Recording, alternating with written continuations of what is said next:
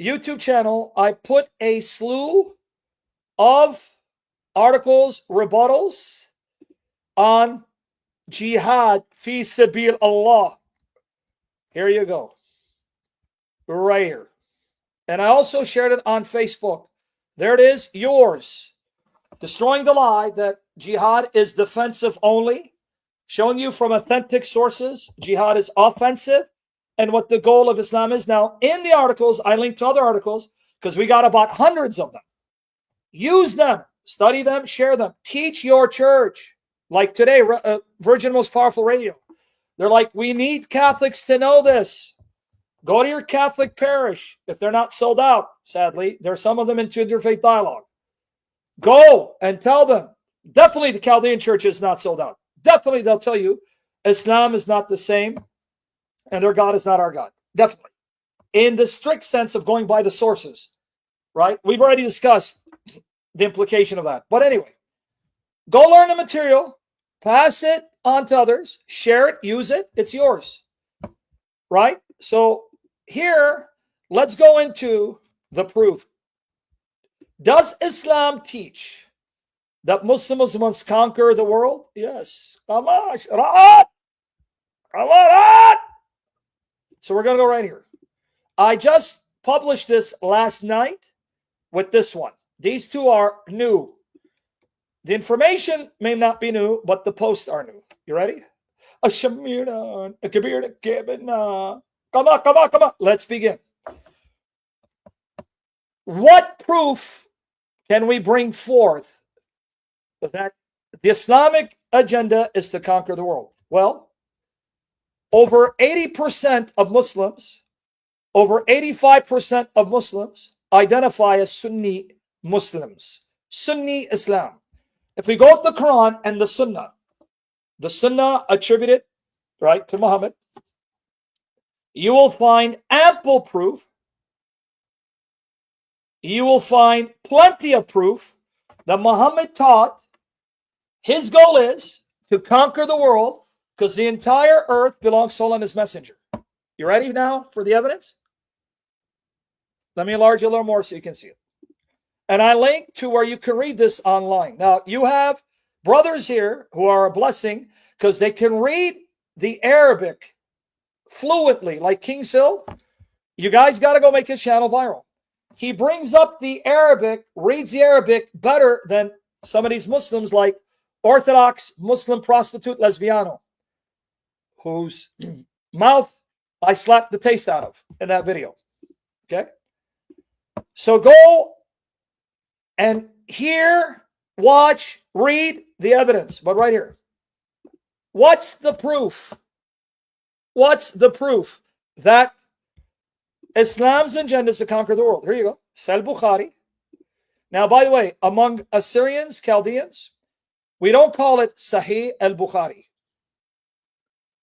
We call it Sahih Khulkhari. Okay? If you're a Syrian Chaldean, we call Bukhari by its real name, his real name, right? Khulkhari. Sahih Khulkhari. Man, you are a lioness. God bless you and your family, provide for you and thee and all of you. All right?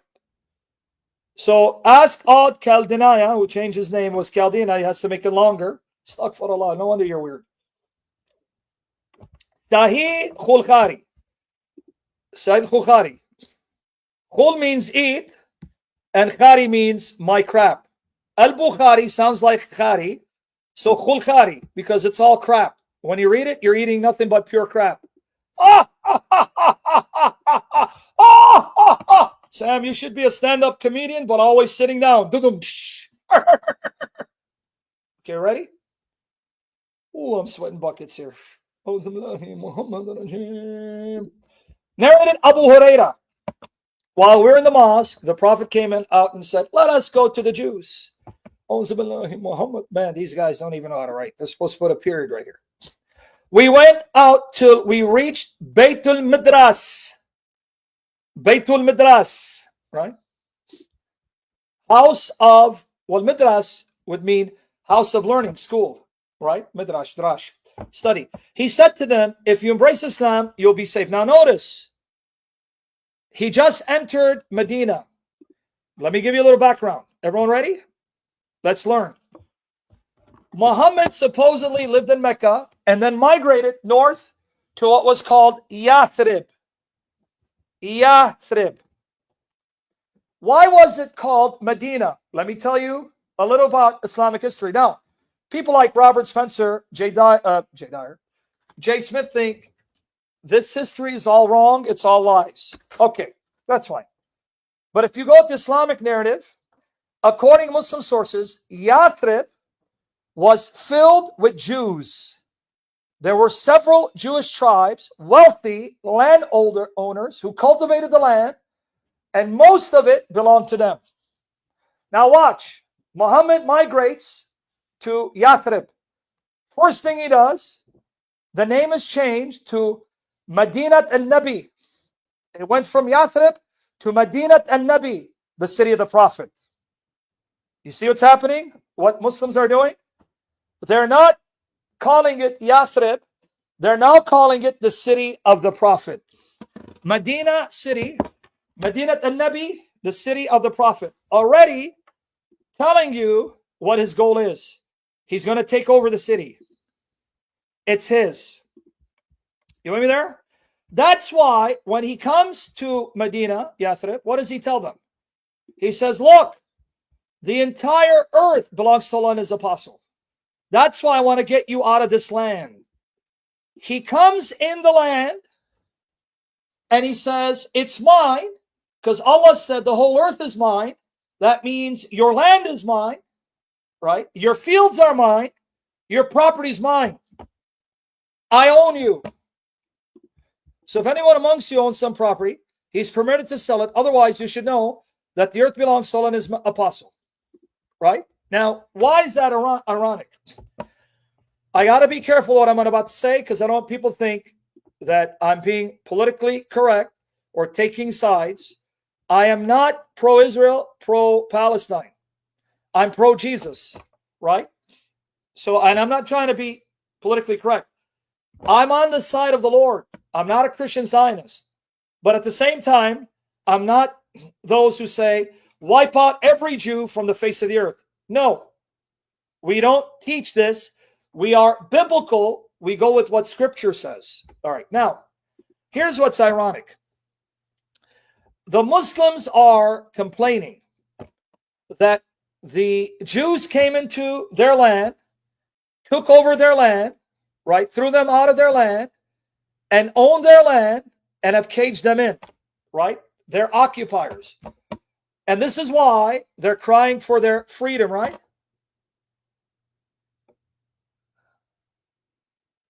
Right? This is why they're crying for their freedom. You know why? That's inconsistent and hypocritical, because the Muslims did to Christians and others what they accuse the Jews of doing to them, right? The Muslims did to Christians and others what they accuse the Jews of doing to them. So if they want their land back, well, number one, the land they live in not only belonged at one time to Jews, it was Christian land when Umar conquered it. You with me there? So then, do you want to be consistent? Give the land back to the Christians. What about Iraq? What about Egypt? What about Syria? What about Jordan? These were all densely populated Christian areas when Muslims conquered. So if you're really consistent, give back the lands to the Christians. Iran belonged to the Zoroastrians. Iran, they were not Christian, but they were Zoroastrians. They followed the prophet Zoroaster. I think it's pronounced Zarathustra. I have our time. So you see, they do not like what the Jews are doing to them, which is what Muhammad and his Muslim hordes did to others. You understand? All right. You don't like it? You don't like that the Jews are occupiers since 1948? Give Iraq back to the Christians. Nineveh is the capital of Assyria, even though we know it's really Chaldea. Wink, wink. Nineveh was the capital of the Assyrian Empire. Give Iraq back to the Assyrians, Muslims. Give Iraq back to the Assyrians, Kurdish. Do you want to play that game? Give the land back to my people. Give Iraq back to the Assyrian Chaldeans. It was our land. You took it, Muslims. So who really is the occupier? Muslims? Right? Fair is fair, isn't it? Am I being fair? Fair is fair, right? Sorry, guys. I'm not as young as you guys. When I sit back, I crunch up, I look heavier. Right? Give Egypt back to the Coptic Christians. Give it back. Give Syria back to the Syriac Christians. Right? You're saying occupiers. You've been occupying other people's lands for 1,400 years. You even tried to take over Spain until you were driven out. Right? Yeah. Give Turkey back to the Christians and restore the Hagia Sophia to the Christians that you defiled by turning it into a mosque. Correct? Where am I being wrong? So don't get me wrong. I'm not pro-Netanyahu. I'm not pro-Israeli cabinet. It breaks my heart that they are starving children and elderly. Among them are also Christians and bombing them indiscriminately. I don't justify that. God is my witness. But fair is fair, isn't it? You desecrated, dishonored Hagia Sophia. Hagia Sophia, Holy Wisdom, the church. You defiled it, and to spit on the Christians and the martyrs, you turned it into a mosque. Now, guys, I don't know if you know this. I don't know if you know this. Did you know that when the ruler of Turkey, I have a hard time pronouncing, is it Erdogan? Erdogan, I have a hard time pronouncing his name. Erdogan, is that his name? How you pronounce his name?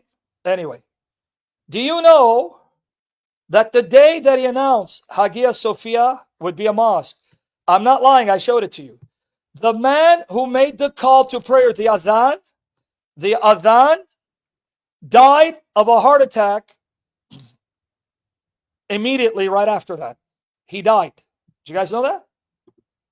The man who made the call to prayer, Allahu Akbar, died immediately after that of a heart attack. Did you guys know this? Let me find it for you. All right.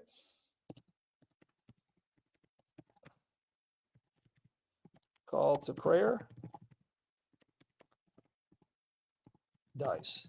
Watch here. There you go. Yeah, I mentioned that a while back. You guys forgot?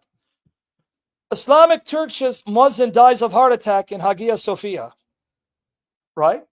A volunteer Muezzin named Usman Aslan, who called to prayer in Hagia Sophia, died from a heart attack on August 2, 2020. And here, watch here. Here it is right here. I found this here. Okay. According to initial reports, the Muezzin died on 2nd August, but the authorities kept the news secret for days because it's an embarrassment. They know something's going on here, but they don't want to say the Christian God did it. For years, he had been one of the most ardent supporters of Hagia Sophia's reconversion into a mosque. See that? Osman Aslan.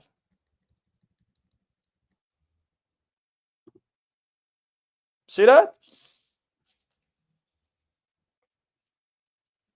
You see what our God does? He teaches them the fear of our Lord. You guys saw that, right? Right, I'm not lying. Coincidence, huh? Now that's what you're going to tell you. It's a coincidence. Allah had mercy on him. Rahim Allah. Radiyallahu anhu. Radiyallahu anha. Radiyallahu an. Radiyallahu anhum.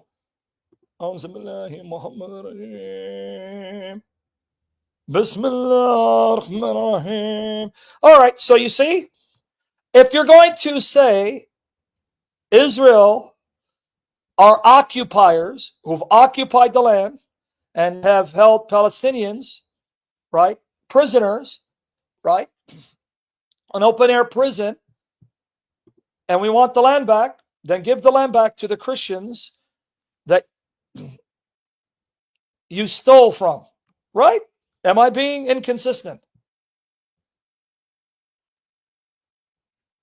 Yep. Am I being inconsistent? Okay, but notice this is the agenda. The entire earth belongs to Allah and His apostle. That's why Muhammad is not satisfied just living in the midst of people. No, he has to own it, because notice what the subtitle is, the chapter, the expelling of the Jews from the Arabian Peninsula. Do you understand what you're seeing here? You understand what you're learning from the Muslim sources? You're told that Muhammad is not happy or satisfied just living, right, as one among equals with others. He has to take charge and control, because in his sick, demonized, demented mind, his God, whom we know to be Satan, told him the whole earth is yours. The whole earth is yours. Okay? This is why, again, we are told in the Quran and the Sunnah that Muhammad was sent to fight and kill all mankind until they become Muslim. Right here. This is their agenda, folks. This is Islam. Muslims cannot live as one among equals. They're biding their time. They're biding their time until they are uppermost and dominant. Then they have to take over and control. Now, what Muslims am I talking about? The Muslims who know their faith, the Muslims who believe in their faith, the Muslims who truly love Allah and His Messenger more than anything and are not ashamed of His teaching. Most Muslims don't know Islam or about Muhammad. But here you go. I'm giving you the documentation. Sahih Bukhari, volume 1, number 25. Narrated Ibn Umar. Okay. Allah's apostle said, I've been ordered by Allah to fight against the people until they testify that none has the right to be worshipped but Allah, and that Muhammad is Allah's apostle. Oops, I got to correct some stuff. So thank the Lord for Virgin Most Powerful Radio inviting me to talk about Islam. I said, hey, let me share it on my page, because they're asking me such questions. What is the agenda of Islam? Were the Crusades justified? You better believe the Crusades were justified. But I'm going to show you another type of jihad. Sexual reproduction jihad. Wait, don't go anywhere. Invite more folks. We're just beginning. All right? Don't go anywhere. All right, let's go here. So what was Muhammad command do? Fight against the people who attacked him? Fight against the people who threatened to kill him? No. Fight people until they worship Allah and believe Muhammad is the messenger. Offer the prayers perfectly. Give the obligatory charity. So if they perform that, now these typos are in the site itself. This is not me. I don't know what the hell A is mean. Here, for example, you go here, right? And if they perform that, Oh, I guess it is me. Son of a whiskers, dude. Shoot. Why all these typos, dude? Hold on, man. If you guys catch typos, let me know. It's one of my triggers. See, I think I'm on a spectrum. When I see a typo, I won't rest until I have to correct it. So anyone who owns property, okay, if I want to expel you from the land, all right, and offer the prayers, perfect, give the upper. And so if they perform that, right here, see, it's one of my triggers. All right, let's go back here. So if you do all this, then they save their lives. Again, mother flower. Guys, it's okay if I cuss and swear because I have a tick. Is it okay if I just swear? You know, can I use the F word like fudge? Or can I say it like a Filipino? You know, like they say the F word, they pronounce it like pudge. Like, you know, pudge. Right? Like mother pudger. Is that okay or are you going to condemn me?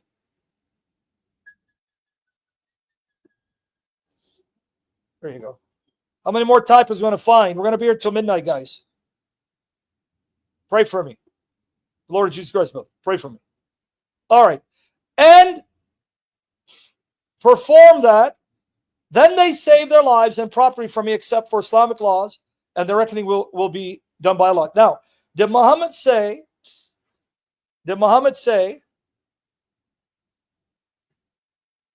I've been ordered to fight those who attack me? I've been ordered to fight those who threaten us, self-defense, or he's been ordered to fight anyone who's not a Muslim until they become Muslim. All right, still not convinced? Here you go. Sahih Bukhari, Sahih Khulkhari. Okay, watch it. The invitation of Prophet to the people to embrace Islam. To do what? Embrace Islam. Not go and defend yourself against those who attack you. And to believe in his Prophet and not to take each other as lords instead of Allah.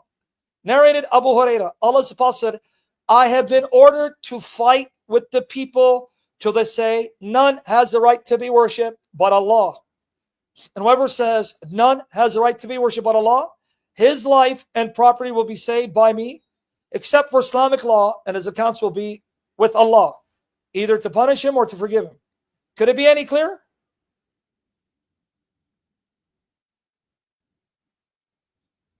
I don't know which pork you're talking about. Could it be any clearer?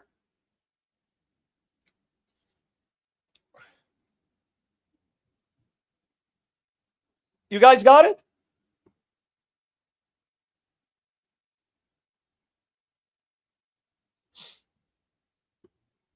Why did Muhammad carry out jihad?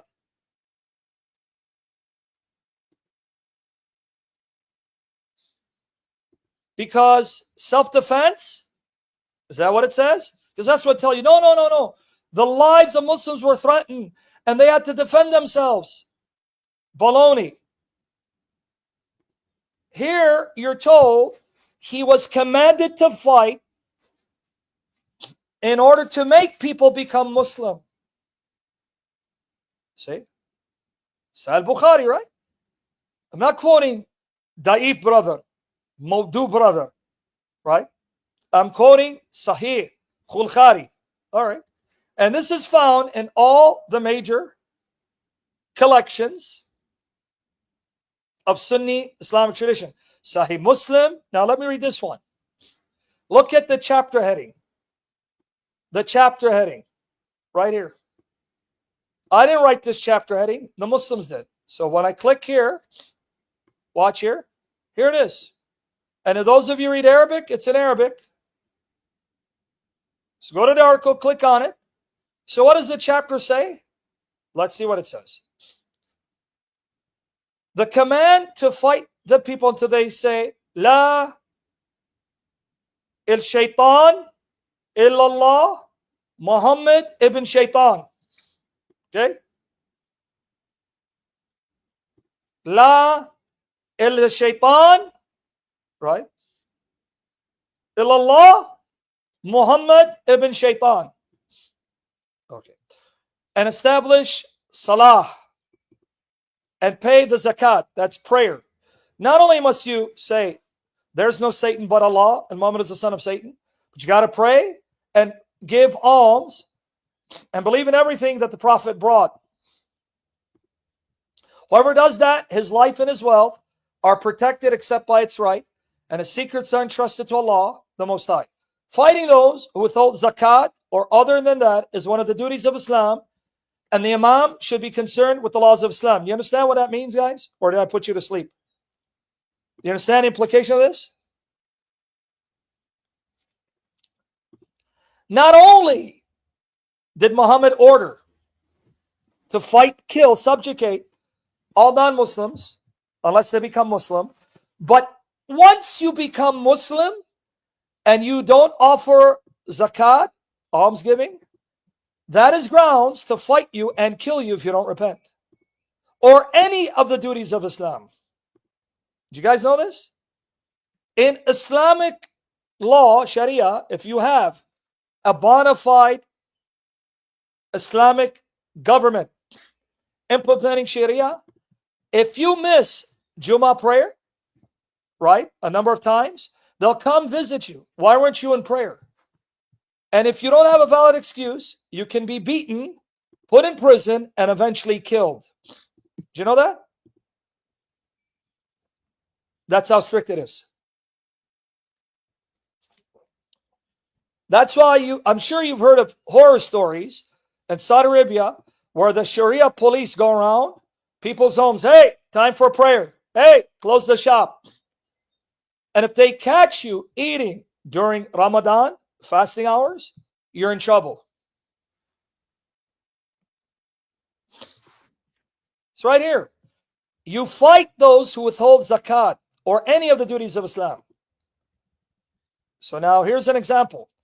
Many people don't know that many Arab tribes left Islam when Muhammad died, and many Arab tribes refused to give zakat payment to Abu Bakr. Did you know that?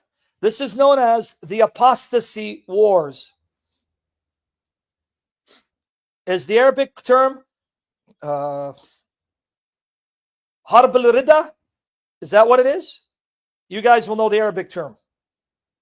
The apostasy wars. This is another proof that people became Muslim under duress and they didn't love Muhammad, couldn't stand Muhammad. What's the proof?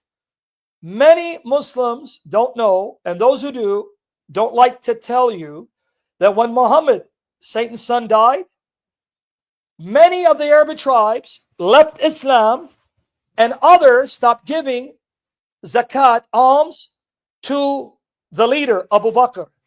So Abu Bakr declared war on all of them. Those who left Islam had to come back or they'd be killed. Those who refused to give zakat had to give zakat or they'd be killed.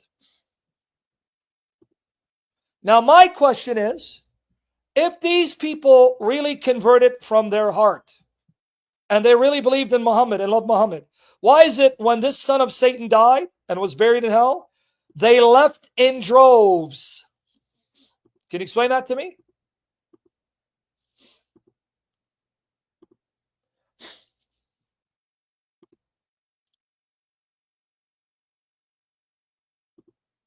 They left in droves. No, Sikhs are not Muslims, dude. Don't be that dumb. Why haven't you been told this? Now, King Sylv, you know this already. See, he knows it. It's not new to him. He studies Islam. And if he's here, I think the Arabic term is Harb al-Ridda, Harb, war on the apostates, right? I believe that's what it is. A murtad, that's an apostate.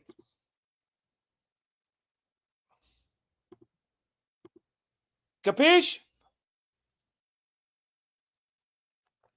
Now watch what Abu Bakr does. It's narrated on the authority of Abu Hurairah that when the Messenger of Allah breathed his last, and Abu Bakr was appointed as successor, those amongst the Arabs who wanted to become apostate became apostates. It's in their own authentic sources. See that? Umar bin Khattab said to Abu Bakr, why would you fight against the people? Why are you fighting them? Because some of them are still saying they're Muslim, they don't pay zakat. And then Umar reminded Abu Bakr of the sayings of Muhammad. When the Messenger of Allah declared, I have been directed to fight against people so long as they do not say, there is no God but Allah, and he who professed it was granted full protection of his property and life on my behalf except for a right. Now notice, saying, didn't our Prophet say, fight them if they don't say, there's no Satan but Allah and Muhammad is the son of Satan? And once they say that, then they're protected by the messenger? Except, but see, this is what Umar forgot, except for a right. Meaning, what did Muhammad say? Yeah, you're safe unless you do not do the things, right, demanded of you. Even there, Muhammad said, your blood is safe except when you disobey Sharia. You understand? That was part of what Muhammad said too. You caught it? So Muhammad didn't say, if you just say, there is no Satan but Allah, and Muhammad is the son of Satan, you're safe. He goes, no, then you got to pray, right? Salah, you got to pray zakat, almsgiving, and do all the other duties, you're safe. But if you fail to do what is legally binding on you, then that's a different story. And that's what Abu Bakr is saying. Abu Bakr is saying, wait, no. They're required to give zakat, almsgiving. They're required to keep the pillars of Islam. So though they say it, they're now dishonoring Allah and His Messenger by not doing what's legally binding them. Their blood is now lawful for me to shed. Right? Now watch here. Let's go. His other affairs, Rasulullah. Upon this, Abu Bakr said, by Allah, wallahi, I would definitely fight against him who severed prayer from zakat. If you thought just praying is good enough, but you don't perform zakat, Abu Bakr said, I'm coming to kill you unless you repent. For it is the obligation upon the rich. By Allah, I would fight against them even to secure the cord used for the hobbling feet of a camel. So if someone gave a camel's cord as zakat and stopped, I'll kill him if he doesn't repent. You seeing this? I did today, brother. You're kind of slow. I already did the interview today early. So go on their archive, and I'll be doing part 2 sometime next week, Lord willing. Okay, watch. I would fight against them, even secure the cord used for hobbling the feet of a camel, which they used to give the Messenger of Allah zakat, but now they have withheld it. Umar bin Khattab remarked, by Allah, I found nothing but the fact that Allah opened the heart of Abu Bakr for perceiving the justification of fighting against those who refused to pay zakat, and I fully recognize that the stand of Abu Bakr was right. This is Islam, folks. Hold on a second, guys. I got to do something because I'm still, my throat, it's not 100%. This is Islam, folks. Wait till I show you what they imposed on Jews and Christians. So you guys are not bored, right? I want to do a thorough job on this, right? So you okay? I just got, hold on one second. Auzu billahi, auzu billah.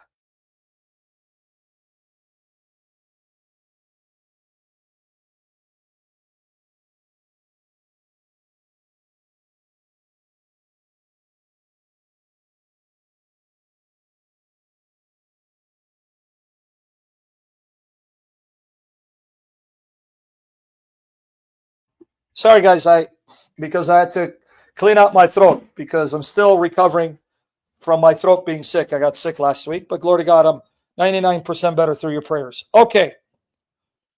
So, how you doing, George? How are you? So now let's go into it, because when I show you what the Muslims did to the Coptics and the Assyrians and other Christians living Islamic rule, you're going to hate Muhammad as much as you hate.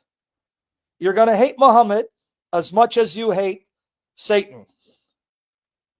Oh, this guy with the zakat.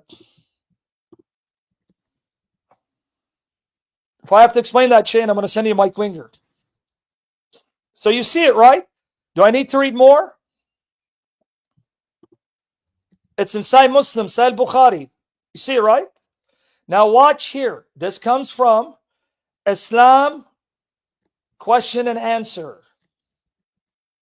Islam question and answer, considered one of the most prominent, if not the most prominent, Salafi, Wahhabi websites, the most detailed, that provides the most authentic, accurate positions from the Salafi perspective. Sheikh Asim al-Hakim swears by this website. So you go here, he swears by this website. You click on the link. It's a Salafi website. They'll sell you for a fee. Islam question answer, right? Founded and supervised by Sheikh Muhammad, right? Sheikh Muhammad Salih al-Munajid. Sheikh Asim al-Hakim says this is the site he goes to when he wants authentic answers according to Quran and Sunnah from a Salafi Wahhabi perspective.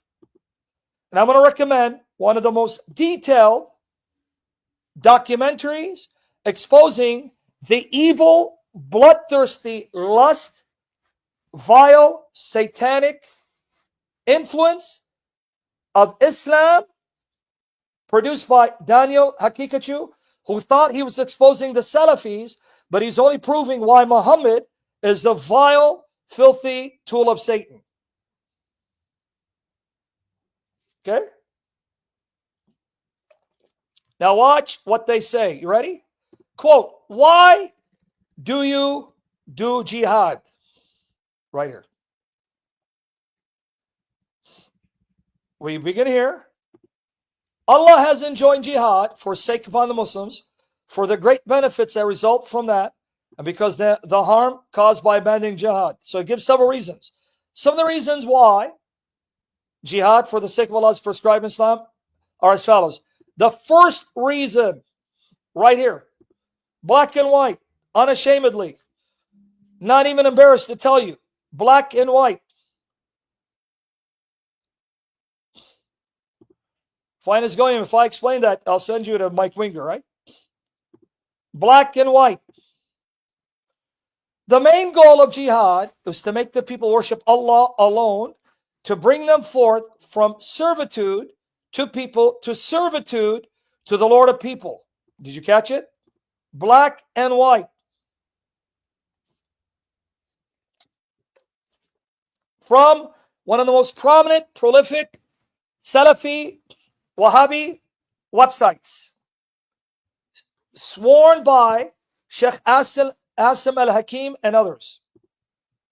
So why jihad? You know how they lie to you? No, jihad is only self-defense. You filthy lying tools of Satan. Like your father, the devil, you're a murderer and liar. We read your sources. We read your sources. Right? That's not the goal of jihad, to defend yourself. It's to attack, kill, murder folks who don't become Muslim unless they repent. Right? And look the verses they quote. Surah Al-Baqarah 2193. And fight them until there is no more fitna, disbelief and worshipping of others along with Allah. And all and every kind of worship is for Allah. But if they cease, let there be no transgression except against the Al-Zalimun. Al-Zalimun. What is going on here? You get it? All right, let's go to the next verse. What's going on, man? All right. Surah Al-Anfal 839. And fight them until there is no more fitna, disbelief and polytheism, worshipping others besides Allah. That's a fitna. If you have another religion besides Islam. And the religion will all be for Allah alone and the whole world. See their translation? See their translation? Until Islam dominates the whole world. But if they cease worshiping others besides Allah, then certainly Allah is all-seer of what they do. Now, Ibn Jarir commented on the Quran. Look what he says. So fight them until there is no more shirk. You know what shirk is? The term shirk, like sharika, right? Mushrik, mushrikeen, mushrikun, means association. To associate, to take associates, partners. The one sin Allah does not forgive is to associate a creature with Allah, associate a partner with Allah, and ironically, Islam is nothing but association with Allah. Muhammad is Allah's partner, his associate, his next of kin, so to speak. But that's okay if Allah does it, as long as you don't do it. So why do you fight people? Until there's no more shirk. Until Christians stop associating Jesus with God, the Holy Spirit with God. Until anyone and everyone stops venerating creatures, right? Ascribing divinity to them. That's shirk. So far with me? You guys enjoying this? Expose of Islam? And none is worship except Allah alone, with no partner or associate, trials and calamities, which are disbelief and polytheism. So what is a disaster? Not believing in Islam and polytheism. Muslims tell you that's worse than adultery, that's worse than murder, that's worse than robbery. To not believe in Islam and to associate others with Allah are lifted from the slaves of Allah on earth. These are removed from us. And religion is all for Allah alone, and so that obedience and worship will be devoted to Him alone and none else. This is the Islamic agenda. Ladies, I'm going to show you what Muslims will do to you once they take you captive. Get ready. Ibn Kathir said, Allah commands us to fight the kuffar, meaning unbelievers, disbelievers, so there will be no fitna, shirk. Notice what fitna is, what a trial is, what a disaster is, to have associates with Allah. Okay? Focus. And the religion will all be for Allah alone until you make Islam the only religion all over the world. So how can Muslims ever live at peace with anyone? If they truly believe this and they truly submit to this, they can never be at peace or love anyone until the whole world becomes Muslim. Right? Still not convinced? Watch her. And the religion will all be for Allah alone, i.e., the religion of Allah will prevail over all of the religions. Quoting Muhammad, and he said, this is Muhammad, huh? I have been sent just before the hour with the sword.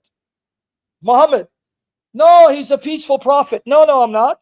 I was sent before the last day, before the day of judgment, with the sword, with warfare, with murder, violence, terror, so that Allah will be worshipped alone with no partner or associate.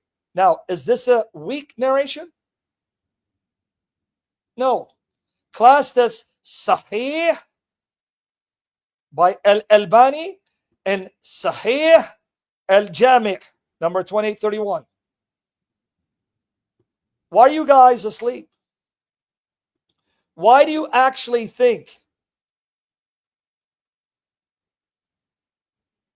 that Islam can coexist? Yes, Muslims who don't know Islam, Muslims who don't know Muhammad, Muslims who don't know the Hadith can coexist with you. Muslims who know Islam, Muhammad, the Hadith, the Sunnah, know what the Muslim scholars have taught, know their commentators, can't. Ali Dawa can't live at peace with you. Muhammad Ajab, right? Sheikh Uthman, who took his Muslim brother's wife and slept with her, committing adultery, beat his wife, right? Staged a stabbing, can't live at peace with you. can't live at peace with you. They can't. They believe this filthy son of Satan is a prophet and they must carry out his teaching.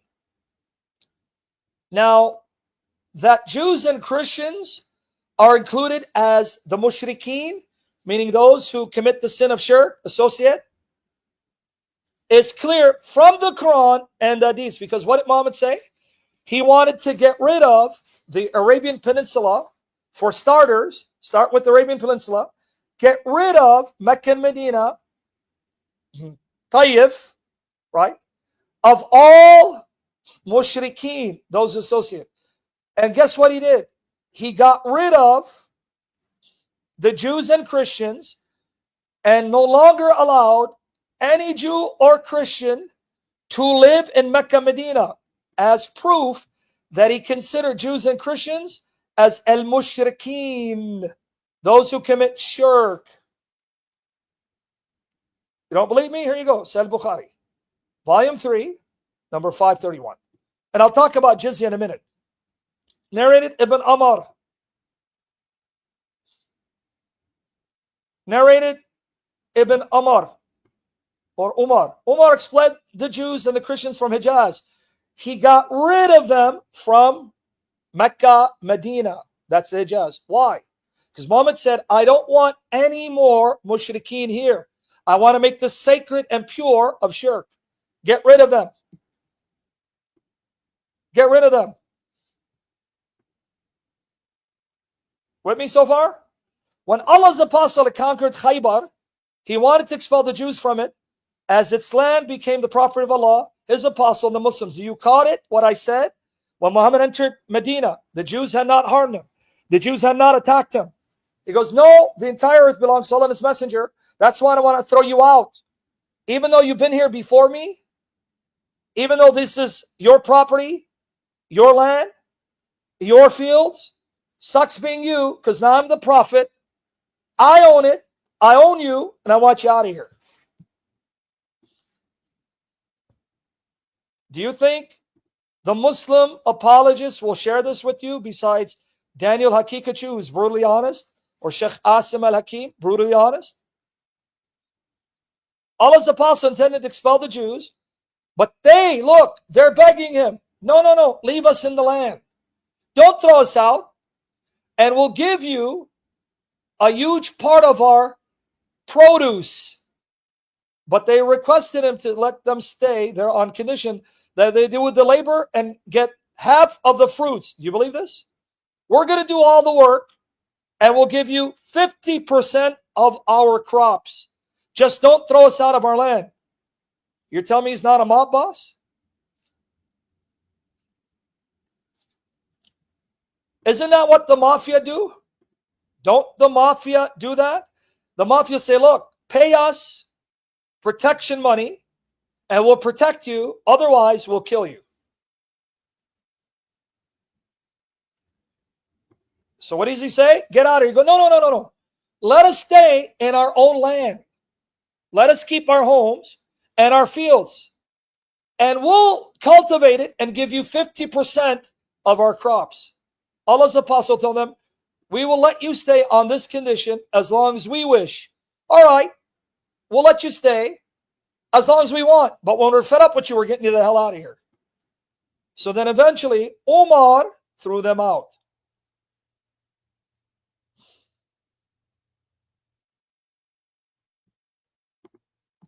See it?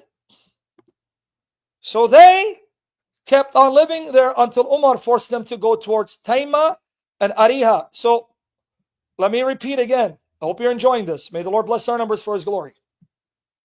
There are times in which I have to expose Islam. So the Palestinians are crying that the Jews are occupiers that stole their land. And they want to take Gaza completely. But that's what your prophet did. He took the land of the Jews. It's right here. Your authentic sources say they were there living in it. They owned the land, right? The fields were theirs. They were already settled and prosperous. He comes out of nowhere and says, it's mine. Get out of here.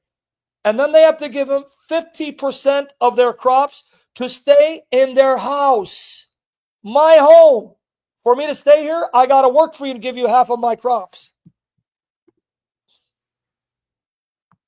So now, if the Palestinians are consistent and want the Jews to give the land back, then all Muslims must now hand over the government to the Christians, right?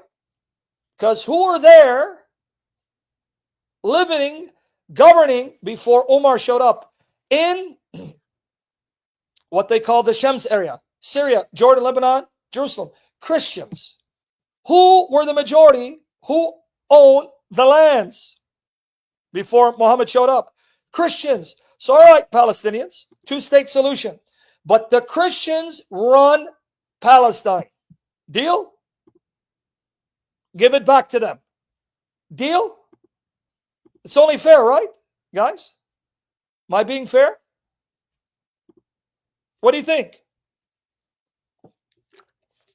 Am I being fair? Because they're saying we've been occupied. The Jews are occupiers since 1948. You've been occupying the lands of others for 1,400 years. So, all right, Netanyahu, make a two-state solution, but insist only Palestinian Christians will govern and own. They will have the army, right? They will legislate, and they will carry out punishments because originally it was their land. You took it from them. Kurds, Iraq, Kurd, where did you come from? There were no Kurds. Where'd you come from? You don't like Jews being occupiers? Give Iraq back to the Assyrians, Chaldeans. Right? Syria, give it back to the Christians. Egypt, give it back to the Coptic Christians. Right? Fair is fair. Fair is fair. Precisely. Am I wrong? Guys, I'm being fair, right? Where am I being biased? Where am I being wrong? Can someone tell me? This is Islam. This is Islam. Notice the chapter heading. Go here. See why they hate us? They hate David Wood, Robert Spencer, apostate prophet, even Christian Prince who speaks the truth about jihad. Because we don't sugarcoat. We're not politically correct. That's why we won't be platformed. Chapter 21, expulsion of Jews and Christians from the Arabian Peninsula. It has been narrated by Umar bin al-Khattab that he heard the Messenger of Allah say, I will expel the Jews and Christians from the Arabian Peninsula. So what is this admitting? Admission number one. Admission number one. The Jews and Christians dominated the Arabian Peninsula, right? You wouldn't need to expel Jews and Christians if they were not living in Arabia and they were the majority, right? So give it back to them. Give Yathrib, Medina, back to the Jews, right? Their sources say the Jews were landowners. They were prosperous. They were there before you Muslims. Give it back to them. Please tell me where I'm being inconsistent. Tell me where I'm being wrong.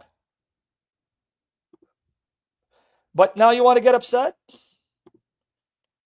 When it came to Jews and Christians of other lands, Muhammad gave them an option. Pay Jizyah. And when you pay Jizyah, then you can live as second, third-rate citizens. Now let me get you upset. Let me get you upset. Let's go here. You ready? What happens? You want to get really boiled? Your blood boiling? What happens if the Muslims take over a land dominated by Jews and Christians? Jews and Christians don't want to be Muslims, but they don't have the power to fight back, and they accept the terms of subjugation and pay jizya. You ready? You want to get upset? Let's go full screen. This is their authentic sources.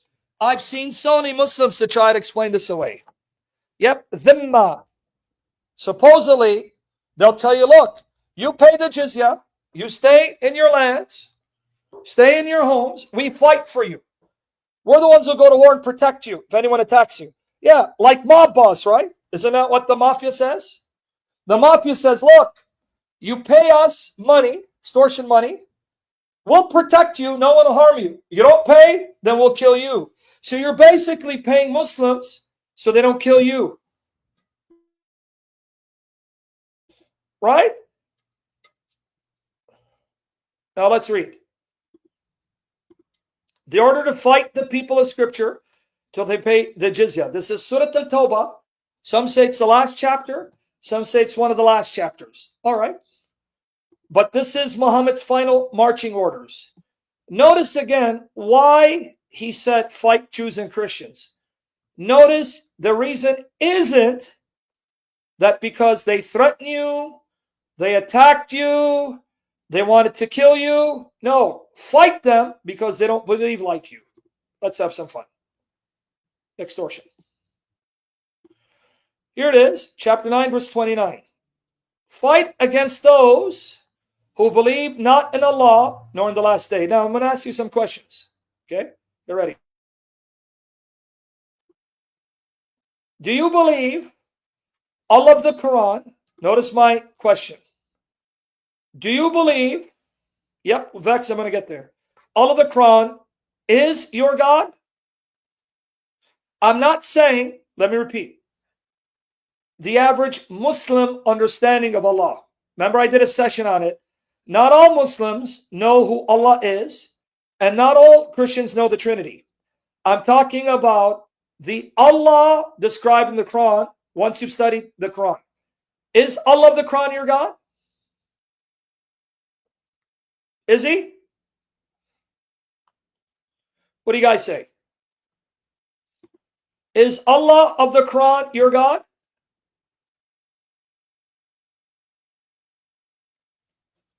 All right.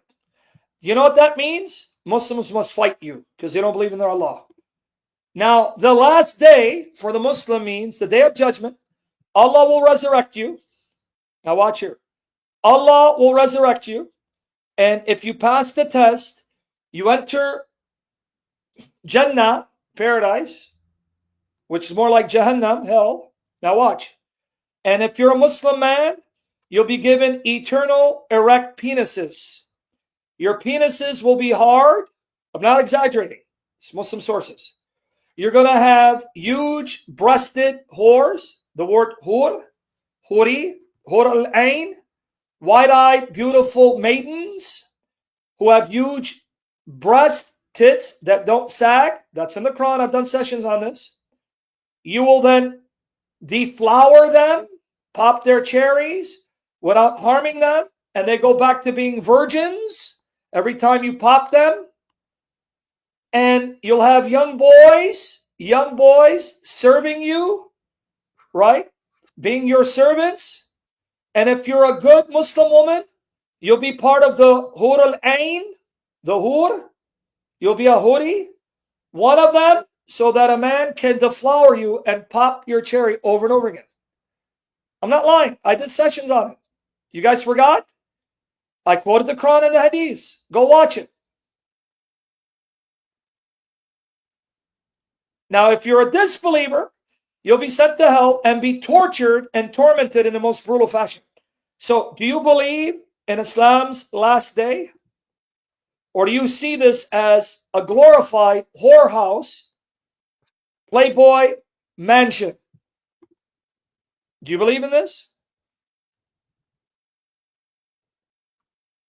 Yeah, Luna, you didn't know that? You know how many sessions I did on this, Luna? Go and watch the sessions. Read the material. It's a whorehouse.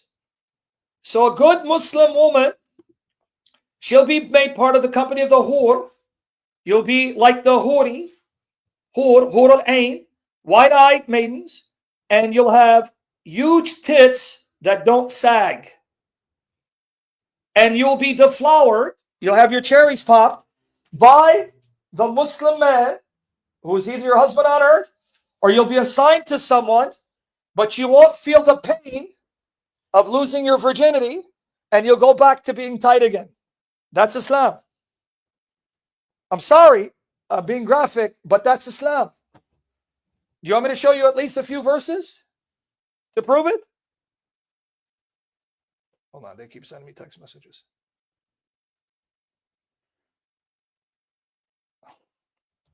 You want to see some verses to prove it? And I'll give you the links to the articles again. Because I can make this a 3-hour session. All right. But what you're going to do, you're going to use the material, right? You're going to take the articles I'm about to share. You're going to also learn these arguments, and you're going to share them with others, right? Teach your daughters, your sisters, your mothers to never follow this filthy religion. Teach them. Teach your Catholic Orthodox churches. This is what it teaches about women and paradise. So let me go through this. 1 second. Let me do this. Right there. 1 second, guys. Let me get the material so you don't think I'm lying. So it's going to be graphic, but you asked for it. This is Islamic agenda. This is what awaits you, women. Right here. Right there. 1 second. Let's go to Quran. Let me show you some verses, and I'll get you the articles. Let's go right here. Right here. All right. Halali Khan, 55, 56, 74. And right here. Ready? Talking about the rewards of paradise. You remain faithful. You pass the test. Watch what you have. There you go. 55, 56. Wherein both will be those maidens in paradise, the maidens, the hur, will be waiting for their husbands. Now, Islam teaches there are genies called jinn. They too, if they're good jinn and become Muslim, will enter paradise. And they too will have erect penises to deflower these whores of paradise. Let me show you. Watch here. Wherein both will be those maidens restraining their glances upon their husbands, whom no man or jinn, up until that point, yet mithluhunna. Here, this is the Muslim translation. Yet mithluhunna has opened their hymens with sexual or intercourse. Their hymens have not been opened by anyone until their husbands show up, and then their hymens will be opened up.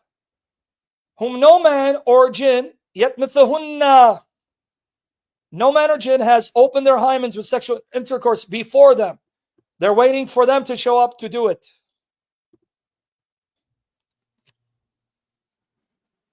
See it?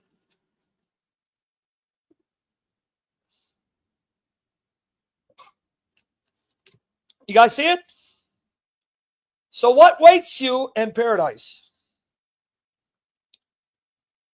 Verily, for the muttaqun, there will be a success. Gardens and grapeyards, and young, full-breasted, mature maidens equal of age. Notice they won't be flat-chested. The woman there will have huge tits. So if you're flat-chested here, don't worry about it. Allah's going to give you huge tits, so don't get breast implants. Voluptuous woman, full-breasted woman, 7833, right? Maidens with swelling breasts, breasts that swell, stick out, get the men horny.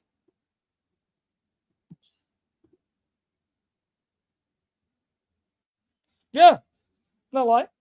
Now let's go to my article. Let me get you this article. Yatamathunna. So let's go here. Brothel. Have you been to Allah's brothel? Here you go. One of many articles. Here you go. I'm going to give you the link. Get ready, get disgusted. All right. Let's do this. Here you go. I said, reader's discretion advised. There you go, right here. So women, if you're flat-chested, don't worry about it. Allah's going to give you huge tits. Already there? What do you mean, Miss Murray? You're already ready to go to paradise? You want huge breasts?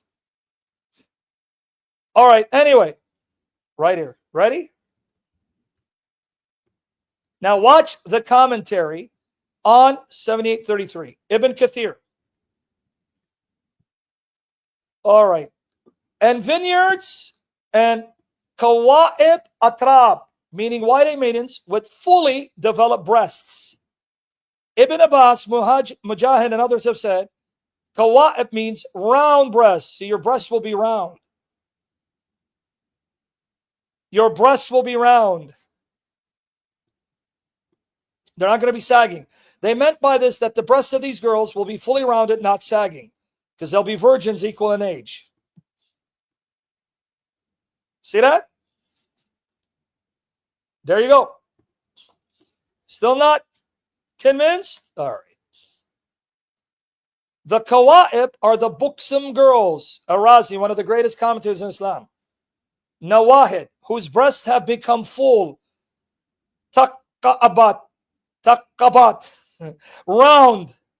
Tafalakat, round. No sagging tits for women.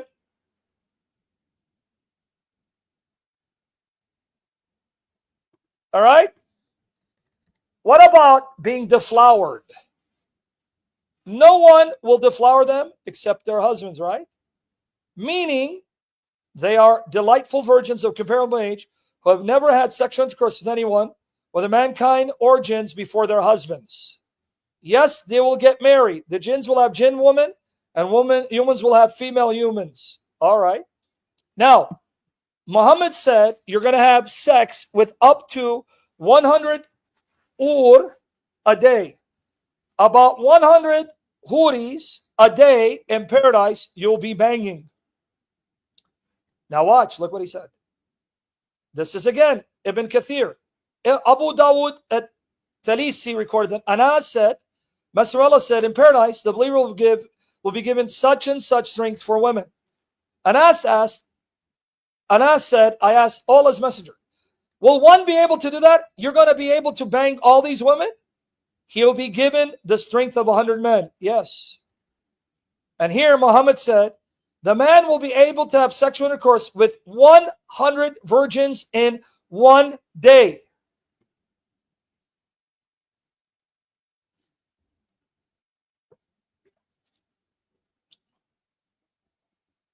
See it? And then it says, this hadith meets the criteria of sahih. Here, the two Jalals on 5636.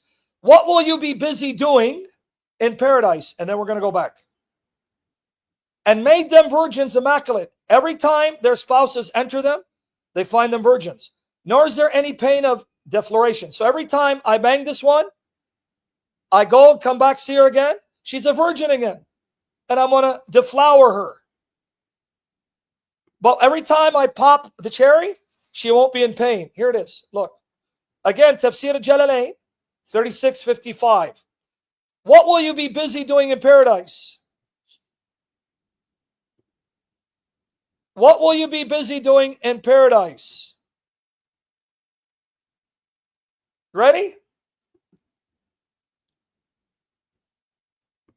Watch here. Indeed, today, the inhabitants of paradise are busy. Busy what? To what the inhabitants of fire are suffering. Busy delighting in pleasures, such as deflowering virgins.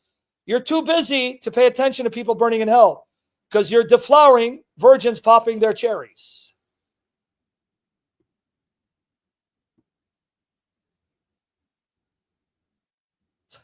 How many of you are sick, dude? How many of you are sick? This is Islam. This is the status of you women in Islam. This is what you're good for. Diddy was in the wrong religion. He should have went to Saudi Arabia. Everything he did would have been halal, legit. And then finally, from Ibn Majah, Abu Umama, the father Umama, reported Allah's messenger. What did he say? This comes from Sunan Ibn Majah, volume 5, page 546, number 4337. Watch. Every one of these Hur al-Ain will have a pleasant vagina. This is Muhammad talking. You're going to have a pleasant vagina, vajayjay. And he will have a sexual organ that does not bend down. You're going to have Islamic Viagra. Your organ won't get soft. It will always be stiff.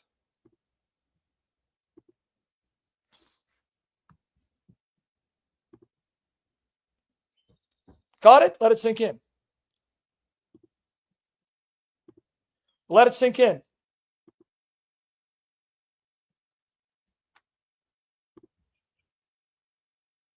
Right there.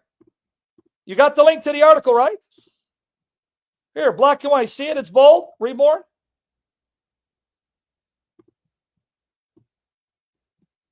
Right there. Let me get you the article.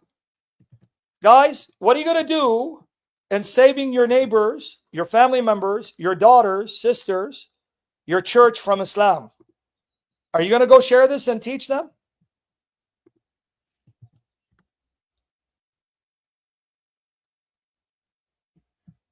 There it goes. I'm not lying. I didn't make up anything.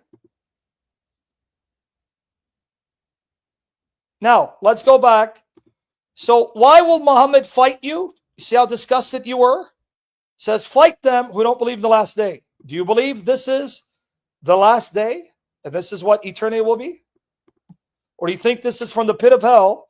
It's Playboy Mansion on steroids, on growth hormone. So if you don't believe this, Muslims must fight you, nor forbid that which was been forbidden by Allah and His Messenger. If you don't prohibit what Muhammad prohibited, so if you don't forbid swine, you eat pig meat, Muslims must fight you. And if you don't acknowledge the religion of truth, you don't admit Islam is true, Muslims must fight you. They're not fighting you because you attack them. They're not fighting you, right, because you threaten them. They're not fighting you because you wanted to murder them. They're fighting you because you don't believe like them. You don't believe in their God, their paradise, their hell, and don't think Islam is true. Even if you're from the people of the scripture, meaning Jews and Christians, until they do what? They pay the Jizyah with willing submission and feel themselves subdued. Now, here is Ibn Kathir's statement. Okay. I'm going to skip it. Watch it. Go to the bold part. This honorable ayah, he even calls it honorable. Right? He calls it honorable. This verse is honorable. Was revealed with the order to fight the people of the book after the pagans were defeated. So when they conquered the pagans, took over Arabia, now Muhammad has enough people to expend Islam militarily, offensively. The people entered Allah's religion in large numbers, and the Arabian Peninsula was secured under the Muslims' control. So when Muhammad had enough soldiers to kill, murder, and loot, then he sent them out, offensive jihad, to attack anyone and everyone, even Jews and Christians. Now here's why you're forced to pay Jizyah. You ready?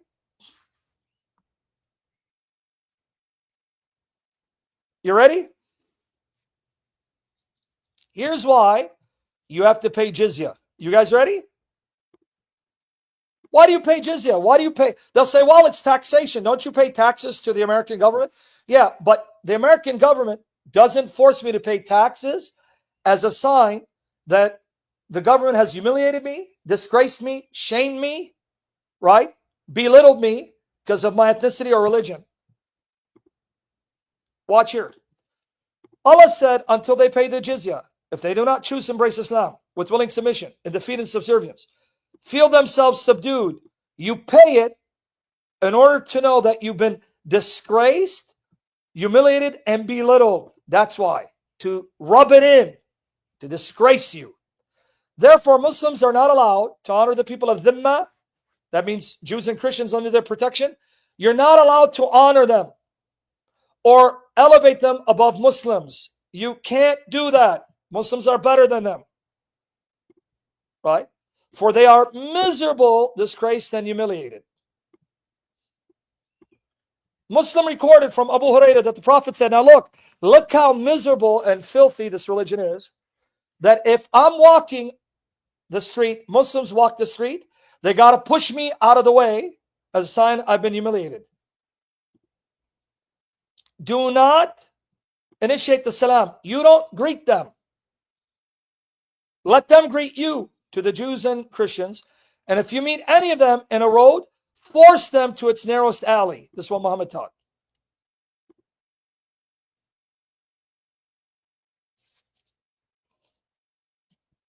See that?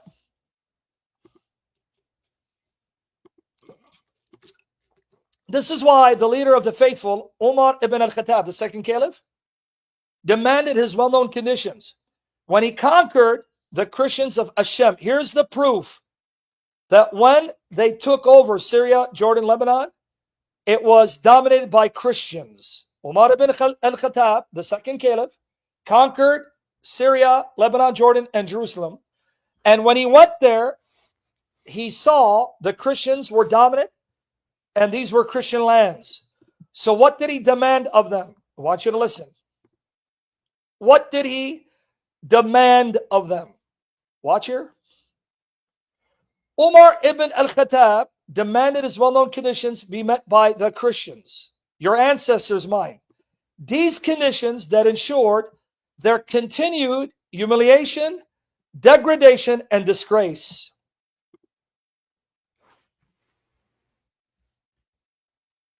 You understand? What was Islam's agenda? Humiliate, shame, disgrace Christians. Don't let them lie to you. This is the authentic teaching of Islam. You ready? Now watch here. Let's continue. So what conditions did he put on Christians? They had to accept or be killed or fight. The scholars of Hadith narrated from Abdul Rahman bin Ghan al-Ashari that he said, I recorded for Umar ibn al-Khattab the terms of the Treaty of Peace he conducted with the Christians of Hashem. Now notice, Syria, Jordan, Lebanon, owned by Christians, dominated by Christians. Muslims conquered them and then told the Christians, you must agree to this treaty or we're going to expel you or kill you. What were the Christians forced to accept? Now get upset. Right? Get ready to get angry. Focus, guys. Vex, I know, brother. Take it easy. I know you're commenting. You guys are getting excited.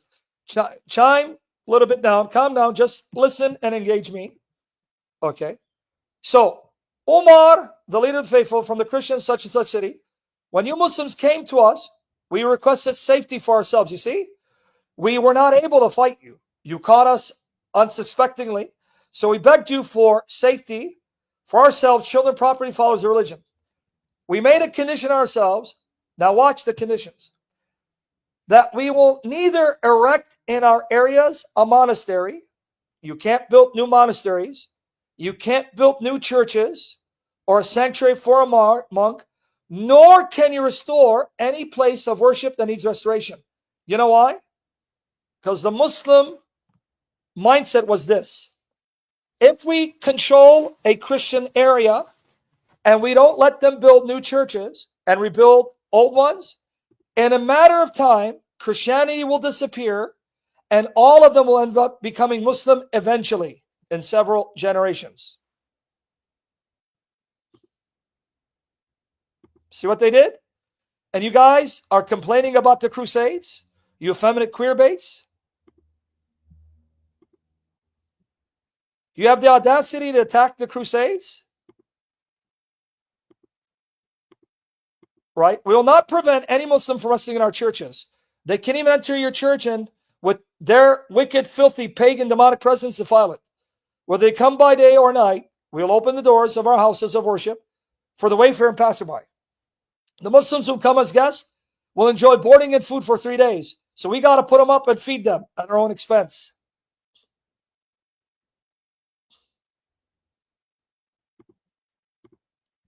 We will not allow a spy against Muslims into our churches and homes or hide deceit or betrayal against Muslims. Now watch. We will not teach our children the Quran. You can't teach your children why Islam is evil. Look how filthy the Quran is. You can't do it. We cannot publicize practice of shirk. You know what they mean? You cannot go out publicly with a cross or icons, because those are items of shirk. Nor can you evangelize. You can't invite anyone to shirk. You can't invite Muslims to become Christians. But now watch the insult and spitting in our face. Or prevent any of our fellows from embracing Islam. Now, if one of us wants to become Muslim, we can't stop them. Still not upset? We'll respect Muslims, move from the places we sit in if they choose to sit in them. So if I'm sitting and the Muslim wants my seat, I got to get up. That's what they did to our ancestors.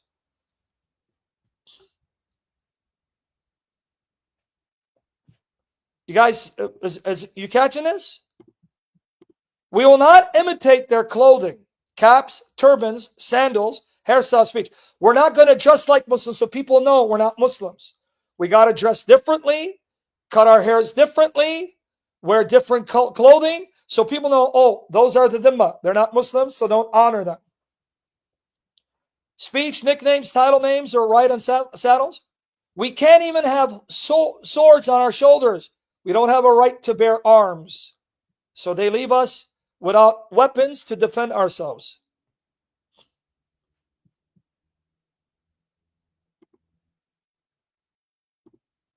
We will not encrypt our stamps in Arabic or sell liquor. We'll have the front of our hair cut so people know we're not Muslims. Wear our customary clothes wherever we are. Wear belts around our waist. Refrain. We can't even wear crosses. Erecting crosses on the outside of our churches. You can't even put a cross outside the church. Or demonstrating them in our books in public, in Muslim fairways and markets.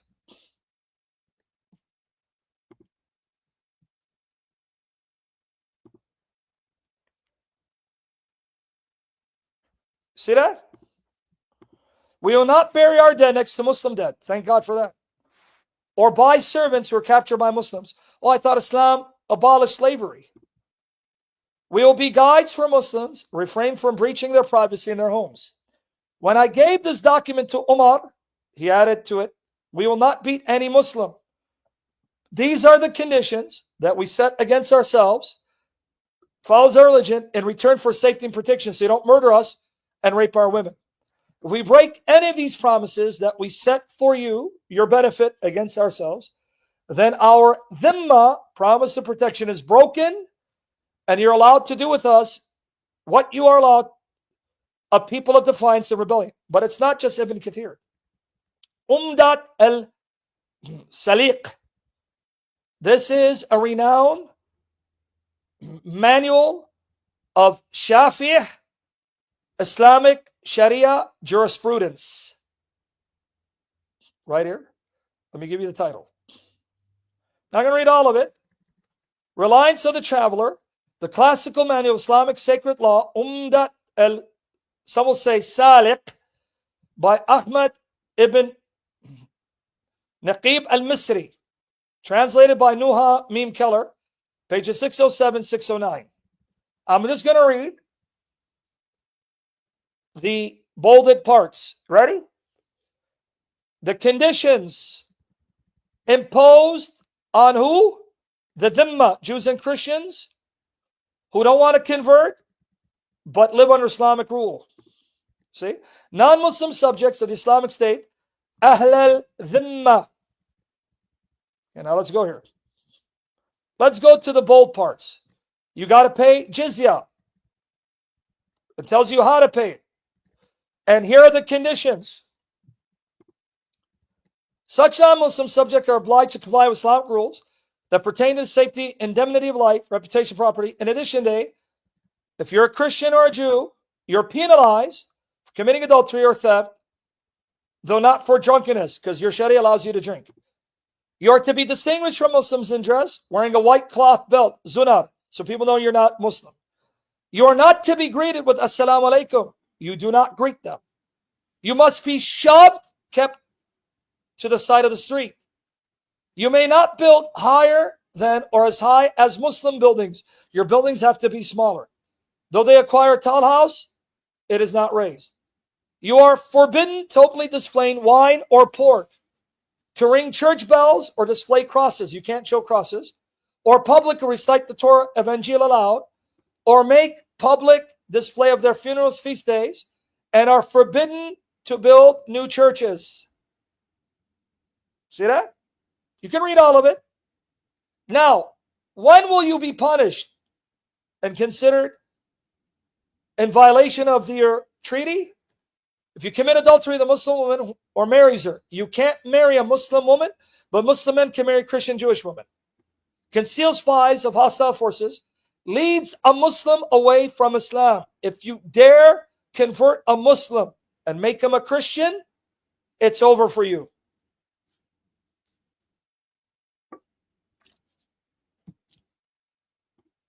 Also, you kill a Muslim, or you mention something impermissible about Allah, the Prophet, meaning God logic, David Wood, apostate prophet, Christian prince, Osama Dakdok, Robert Spencer, Rashid, myself, we all have to be murdered by Muslims if we live under Islamic rule, because we condemn Muhammad as a dog burning in hell.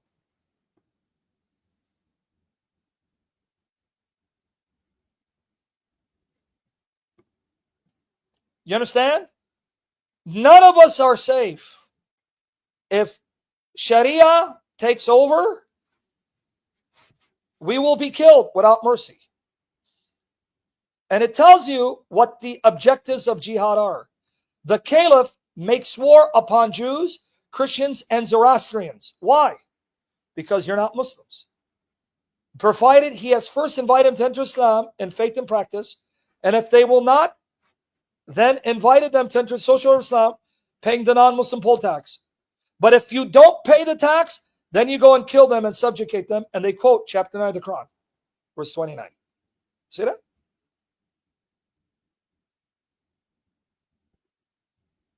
I'll do another session on this section here, jihad against Jews and Christians. But you catch it? Anyone who condemns the Crusades, spit in their face. You Protestants, you better praise Jesus Christ. Thank Jesus Christ for the Catholic Church in the West being moved by God to call for the Crusades. You were not there. It was the Catholic Church the Lord used in the West to protect this onslaught upon your ancestors.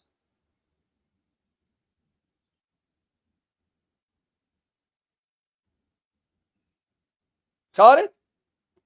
All right. This is Islamic agenda. But now, what happens, folks, if the Muslims are a minority and they're not able to mount an attack, or they don't have a caliphate? Here's another form of jihad.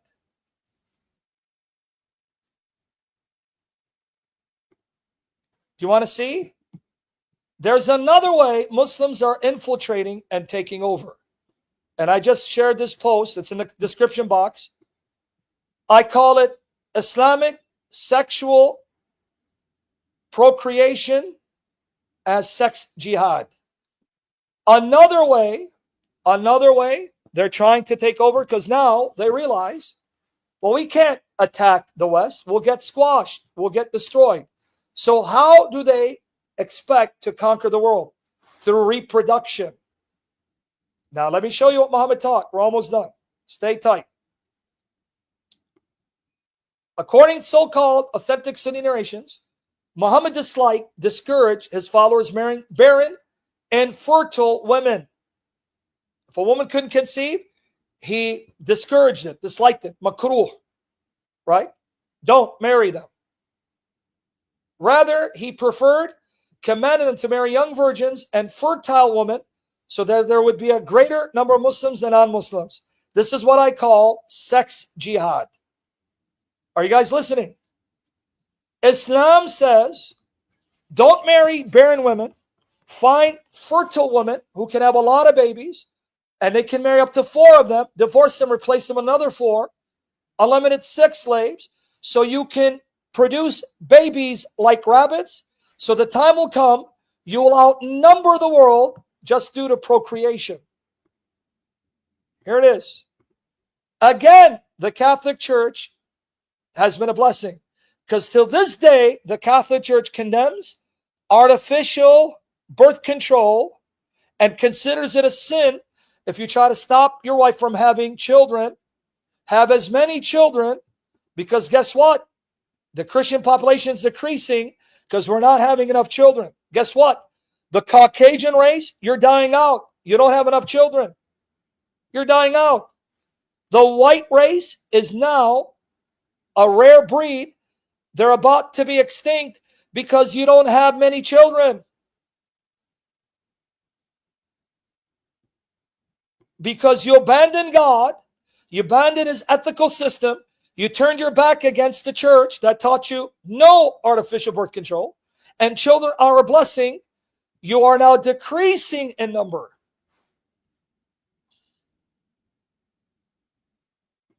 Because what did Muhammad say? Here, look at how filthy he is. Sahih Bukhari, volume 7, hadith 17. Narrated Jabir bin Abdullah, when I got married, Allah's messenger said to me, what type of lady have you married? I replied, I've married a matron. He said, why don't you have a liking for the virgins and for fondling them? You see how sick he is?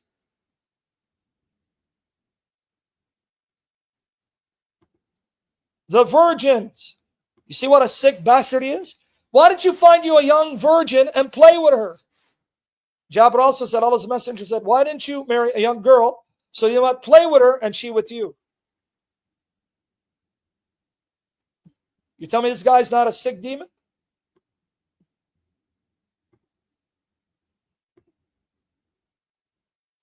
Okay, now watch, it gets worse.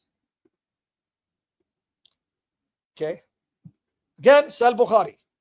Narrated Jabir, my father died and left behind 7 or 9 daughters, and I married a woman. The Prophet said, did you get married, O Jabir? I replied, yes. Yes, is she a virgin or a matron? I replied, she's a matron.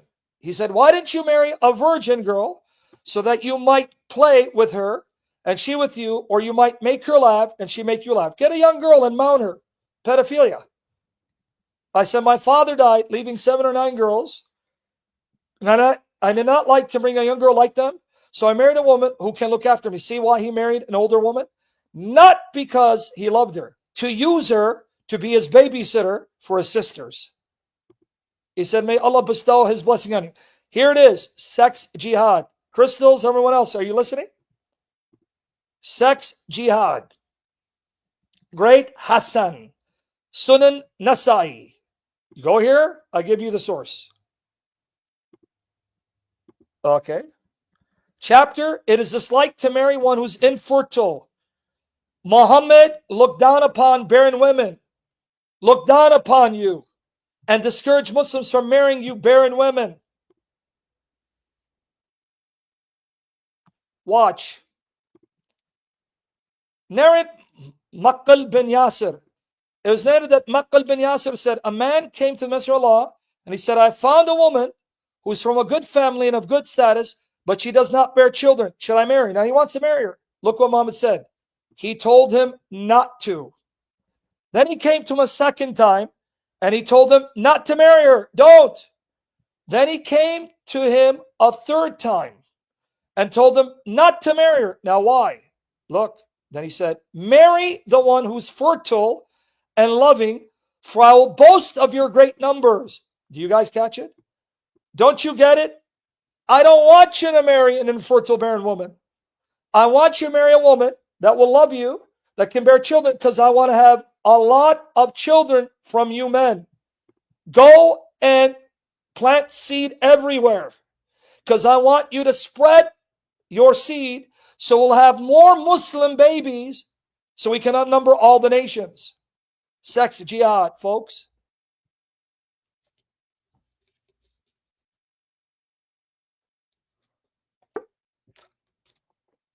Sex jihad, folks. Still not convinced? Hassan, right? Here's another one. Hassan, Sunan Ibn Majah. That was Nasai.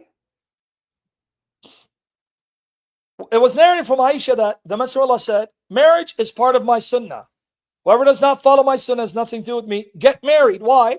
For I'll boast of your great numbers before the nations. Whoever has the means, let him get married. Whoever does not, then he should fast, for it will diminish his desire. You get it, right? Again, this is a Sahih narration. Sunan Ibn Majah, Volume 3, Hadith 1863. I give you the link. You can read online. Boom, sunnah.com. So you Muslims don't think I'm lying. It was narrated from Abu Hurairah that the Messenger of Allah said, marry, for I'll boast of your great numbers. And if you still think I'm misinterpreting, here you go. This comes from what website? Let's see. Islam Q&A info. Is it haram to marry a woman who cannot have children? All right. Let's see.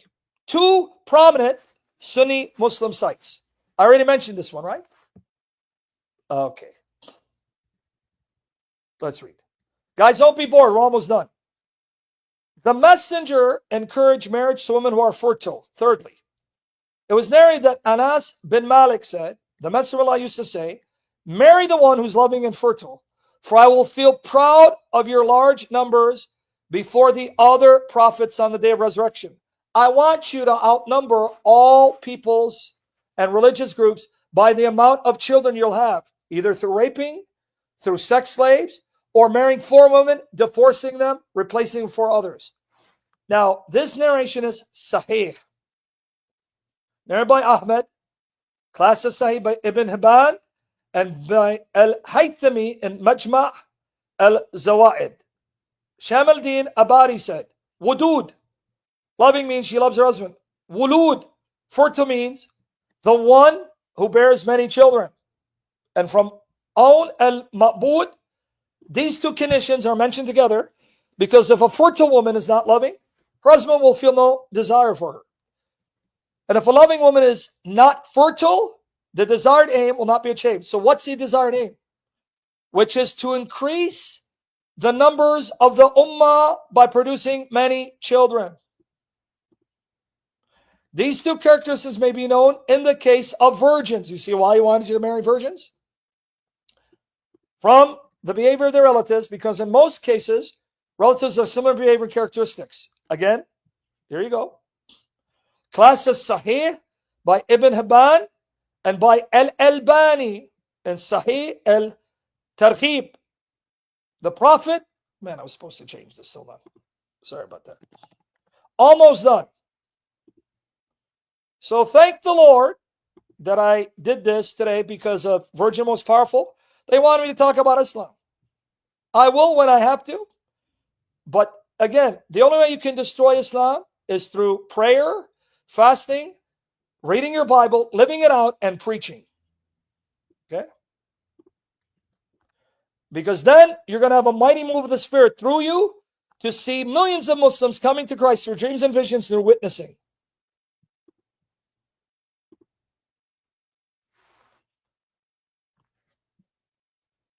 Right?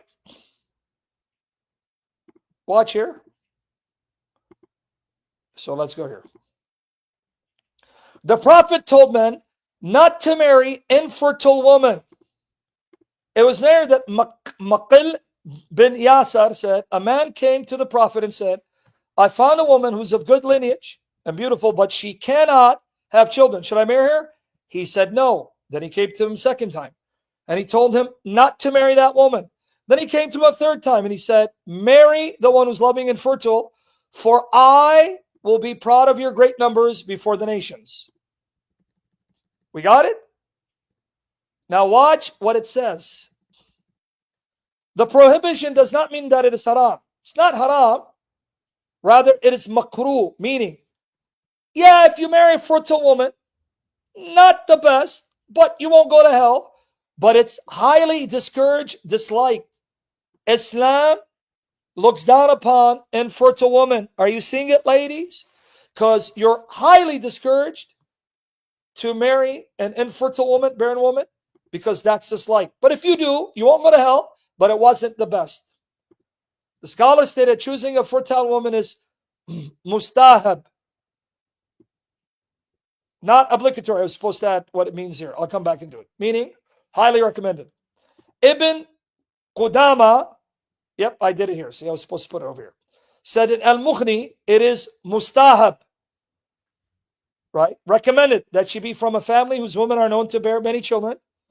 Al-Manawi said in Fayyid al-Qadir, marrying a woman who's not fertile is makruh, disliked, discouraged. See it? All right. Well, here's another Muslim website. Right? Islamweb.net, the status of barren women in Islam. Almost done. Almost done. Watch here. Someone sent in a question. You can see how angry they are. Look. They're angry. Question. I have read that in Islam, best women are those who are loving and can have a lot of children. I can understand the loving side, but women don't have any control on how many children they can have. Why the woman who can have children considered superior to women who cannot have children, even though this is not under their control? You see? You can tell the questioner is upset. Prophet stopped one of his companions marrying a woman who could not have children. And I've also read that Hazrat Umar divorced 2 of his wives because they were barren. Why are women punished for something which is not under their control? Why are they denied of love and care? How will they be able to get married? Exactly. It seems that women who cannot have children are sort of outcast. Yeah. As I have read, some scholars consider it makruh, dislike, discourage, to marry a woman who cannot have children. Why this restriction only applies to women and not men? Exactly. There are men who are barren. Did Muhammad not know that? No, because he was stupid. Men can be infertile too. See how upset they are?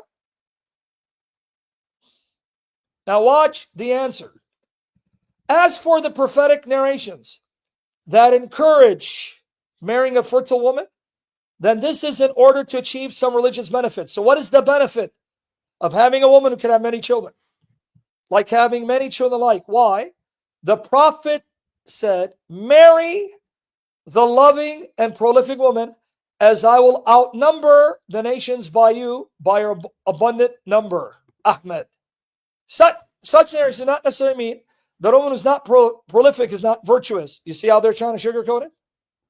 Okay, if they are virtuous, why then discourage and cause people to dislike marrying an infertile woman? See that? As for the narration reported by Imam Ahmad Maqil ibn Yasir, narrated that a man came. So Ahmad narrated, Maqil ibn Yasir narrated, a man came to the Prophet and said, I have found a woman. Honorable, now you know this. Now watch her. Marry women who are loving and very prolific, for I shall outnumber the nations on the resurrection by you, by your abundant number. This narration advocates what is better. So what's better? Marry fertile woman. What's worse? Marry barren woman. Highlights the benefit of multiplying the progeny, as we mentioned above. So you caught it? Now remember, Islam says I can have up to 4 women, right? But Islam also says I can dump them. So I got 4 women.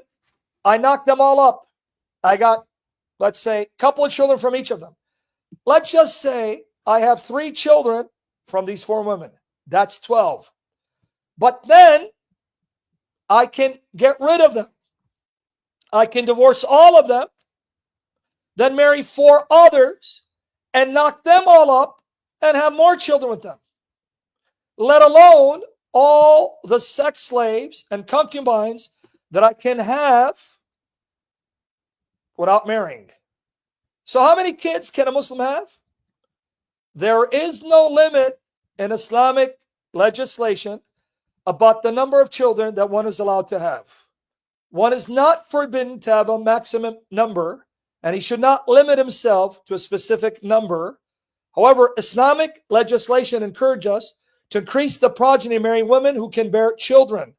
The Prophet said, marry women who are loving and very prolific, for I shall outnumber the nations by you on the day of resurrection. Abu Dawood. So it is encouraged in religion to have as many children as one can have, because this is filling the earth with the obedience of Allah and His worship, holding the word of Allah high and increasing the progeny. You see, that's how Islam is going to conquer the West. You see that? Where did I get it from? Right here.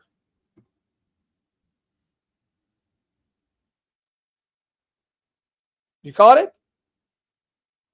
That's how they're going to conquer the West. Sex jihad. So that's how they're taking over UK. Sex jihad. That's why eventually Europe will fall. Now don't forget, part of jihad, Muslims can take married women captive, rape them, and sell them off. That's what they'll do if they conquer. Here it is. Real quickly. Chapter 4, verse 24. And I'm going to play a video that I played a while back. I'm going to play a video that I played a while. Now, it's outdated. It's about 20 years old. The video needs to be changed. And the statistics has changed. But when we watched this video, it was shocking. I played it to you a while back. We'll play it again. Chapter 4, verse 24 of the Quran. Also forbidden, prohibited for Muslim men, is to have sex with women already married, except those captives and slaves whom your right hand possess. Now, if you take a woman captive, she's married, you can have sex with her and bang her. That's what they're going to do to you guys if they have jihad. Here it is. Sahih Muslim. She's going to read one, and I'm going to show you the video. Sahih Muslim, Book 8, Hadith 34-32, Chapter 9. It is permissible to have intercourse with a female captive after it is established that she is not pregnant. And if she has a husband, then her marriage is annulled when she's captured. Once I attack Michigan and I and the jihadis take D and crystals, who cares they're married? Once we take them captive, their marriage is annulled. We can now rape them and sell them off. Even their daughters. Even their daughters. And here it is, black and white, being carried out during the time of Muhammad. Abu Sayyid al-Khudri reported at the Battle of Hunayn, Allah's messenger sent an army to Autas, countered the enemy and fought with them. Having overcome them, taken them captives, the companions of Allah's messenger seemed to refrain from having intercourse with captive women because of their husbands being polytheists. Wait, Prophet, these married women, their husbands are alive, they're pagans. We don't want to defile ourselves. So then Allah sent down this verse, 424. No, they're lawful for you. Go ahead. Just make sure they're not pregnant first. So go ahead, rape them and sell them off.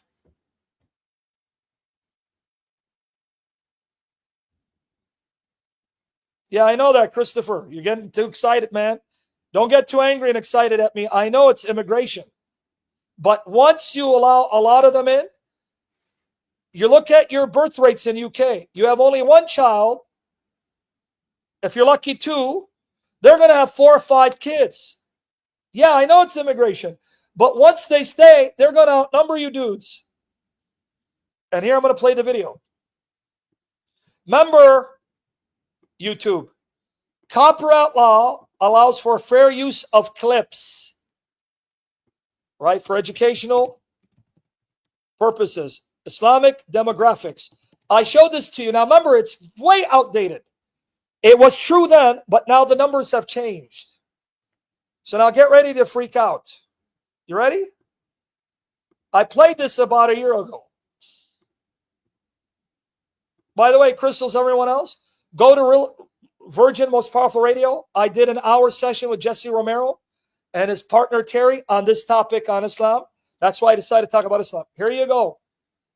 Way outdated. But watch and get scared. And we'll be done. You ready?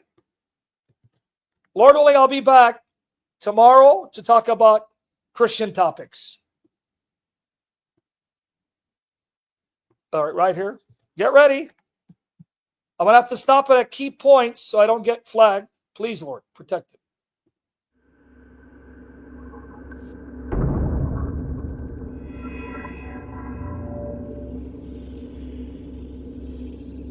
Now, by the way, when did this come out?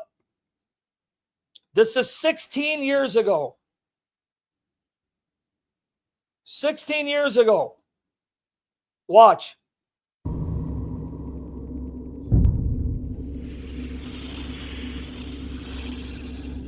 Virgin Most Powerful Radio. Look for it online. Virgin Most Powerful Radio. Watch here, we're done.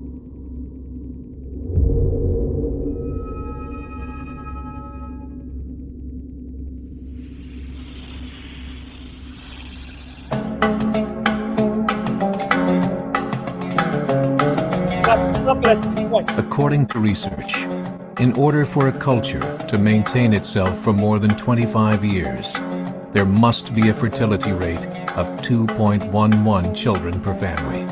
With anything less, the culture will decline. Do you hear it? You got to have at least over 2 kids to preserve your cultural identity. Did you hear it? Watch. Historically, no culture has ever reversed a 1.9 fertility rate. A rate of 1.3, impossible to reverse, because it would take 80 to 100 years. They did, brother? No way. Well, anyway, time to make you a mod. Can you send me the link? All right, brother, send me the link. They played a clip of me? I didn't know that. All right, now watch. Now you're a mod, brother. Guys, don't be jealous. Eventually, I'll make all of you mods. It seems that's how it's going. Years to correct itself, and there is no economic model that can sustain a culture during that time. In other words, if 2 sets of parents each have 1 child, there are half as many children as parents. If those children have 1 child, then there are 1/4 as many grandchildren as grandparents. If only 1 million babies are born in 2006, it's hard to have 2 million adults enter the workforce in 2026. This is the dilemma, the crisis, the economic crisis of China. Because of their strict rule, you can only have 1 child, and they murdered unborn children. Now they realize their economy is collapsing because they don't have enough young people in the workforce. See how stupid? When you go against God's rule, he will expose you and shame you. Same problem in Japan. As the population shrinks, so does the culture. As of 2007, the fertility rate in France was 1.8. England, 1.6. Greece, 1.3. Germany, 1.3. You understand? These are unsustainable numbers. You're going to die out as a culture. Thank you, brother. You're going to die out as a culture. Do you understand?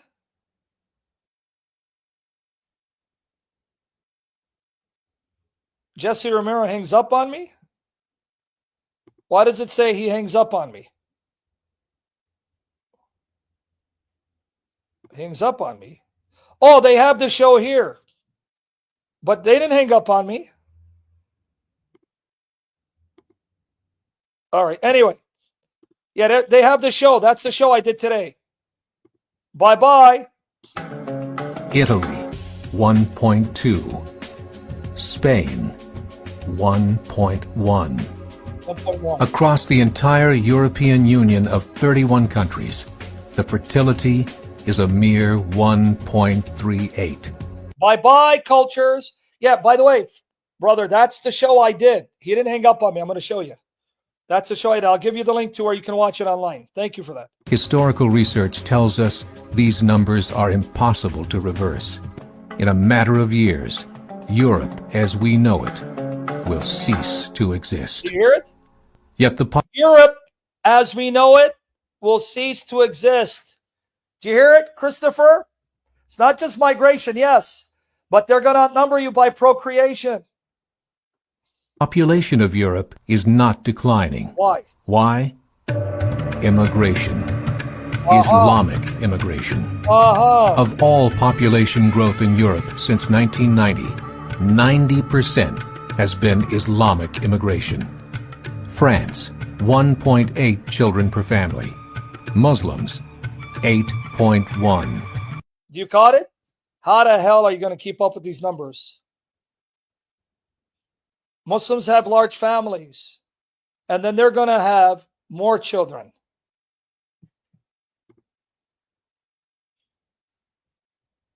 How the hell are you? Remember, this is 16 years ago, this video. Let me get you the link there again. Share it. This is now outdated. This is now outdated. Needs to be updated. How the hell are you going to overcome this? In southern France, traditionally one of the most populated church regions in the world, there are now more mosques than churches. 30% of children ages 20 and younger are Islamic. In the larger cities such as Nice, Marseille, and Paris, that number has grown to 45%. That's 16 years ago. Listen, almost by 2027, 1 in 5 Frenchmen will be Muslim. In just 39 years, France will be an Islamic republic.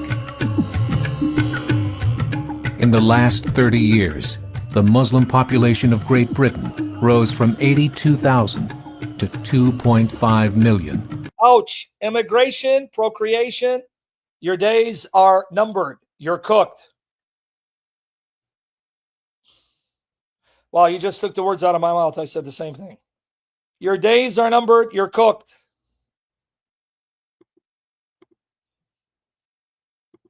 See that? I have to stop it so I don't get flagged. A 30-fold increase. There are over 1,000 mosques, many of them former churches. In the Netherlands, 50% of all newborns are Muslim. And in only 15 years, half of the population of the Netherlands will be Muslim. Netherlands, that was 16 years ago. Check if that rate has caught up. He said this about 16 years ago. In Russia, there are over 23 million Muslims. That's 1 out of 5 Russians. 40% of the entire Russian army will be Islamic in just a few short years. Currently in Belgium, 25% of the population and 50% of all newborns are Muslim. Damn, Europe.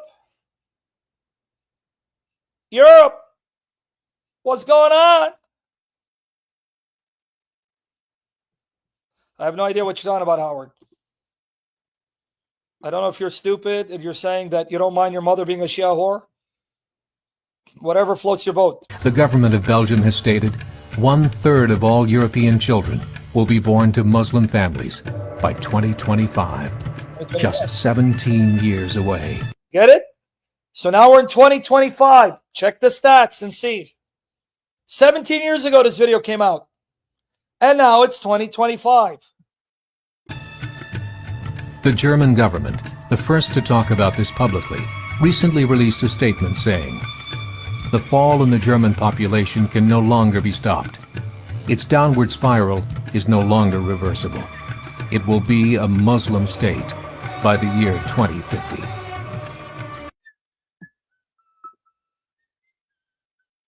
2050, huh? Even Muammar Gaddafi, before he got molested and murdered by his own Muslim ikhwan, said that Muslims are going to take over Europe without the sword, just by immigration and procreation. Watch here. 2 more minutes. I got to stop it, guys, so I don't get flagged. Muammar al-Gaddafi of Libya said, "There are signs that Allah will grant victory to Islam in Europe, without swords, without guns, without conquest. We don't need terrorists. We don't need homicide bombers. The 50+ million Muslims in Europe will turn it into a Muslim continent within a few decades." There are currently 52 million Muslims in Europe. That was over 16 years ago. See how many Muslims are in Europe right now.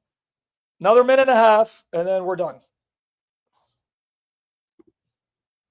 The German government said that number is expected to double in the next 20 years to 104 million. Closer to home, the numbers tell a similar story. Right now, Canada's fertility rate is 1.6, nearly a full point below what is required to sustain a culture. And Islam is now the fastest growing religion.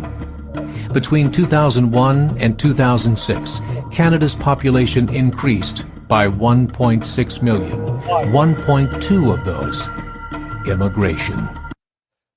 Islam is not growing because of conversion. Statistically, most converts leave Islam within 5 years. They see how filthy Islam is. It's growing by immigration and procreation. Keep that in mind. Keep that in mind. Yeah, Dean, let me talk about it, brother. Let me send you on a Hajj to Mike Winger. Give him my regards. In the United States, the current fertility rate of American citizens is 1.6. With the influx of the Latino nations, the rate increases to 2.11, the bare minimum required to sustain a culture. It is the Latinos and the African Americans who are actually preserving their cultural identity because they have a lot of children. Did you catch that? Now, one major reason why Latinos have a lot of children is because of Catholic influence. You know that, right? It's the Catholic values that teaches Latinos children are a gift, not a curse. So they have larger families. See that? In the African American community, they also have a lot of children. Why do you think Planned Parenthood was started? If you guys don't believe me, why do you think Planned Parenthood was started? Again, go to Lily JP's favorite prophet, ChatGPT or Google. Type in the founder of Planned Parenthood. Their agenda was to decrease the black population, non-white population, to have blacks and Hispanic murder their children so that they could be controlled and there'd be less of them. Did you know that? So it agreed with what the video said. Isn't that what the video said? Yep. Check it out. See if I'm lying.